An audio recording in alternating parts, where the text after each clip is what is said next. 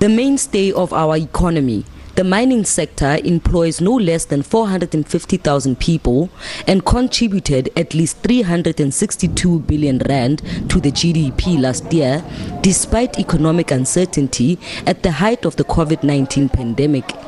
However, uncertainty remains in the labor force as plans to vaccinate workers are underway. We have never been engaged by any of the employers regarding this process or even an indication of what is going to happen around that particular point. Most of the mining houses are dominated by the contractors who are not necessarily having medical aid, which is another crisis on its own. If they are really serious about the livelihood of their employees, they should be the ones speaking about securing or helping the government in terms of securing the vaccine. So we are saying, let us continue in an effort to make sure that the vaccine is obtained, and these companies take a role in making sure that this vaccine is obtained and workers are saved.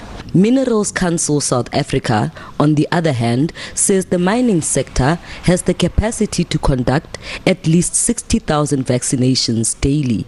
We can, as an industry, administer about 60,000 to 80,000 vaccinations in a day.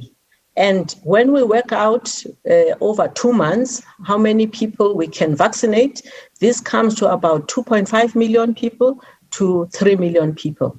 Be that as it may, mining companies have also been urged to expand their vaccination plans to labor-sending areas. Now you get mining companies who say that they are going to roll out vaccination for mine workers and near mine communities. But what about rolling out vaccination in labor-sending areas in the Eastern Cape?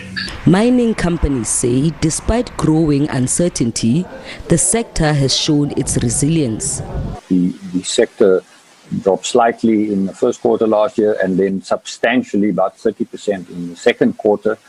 In April, we were only about 50% of capacity than we were in January last year, and then we recovered by 40% shortly afterwards in the third quarter, which is a testimony to the resilience and the ability of the sector to handle disruptions in its production processes.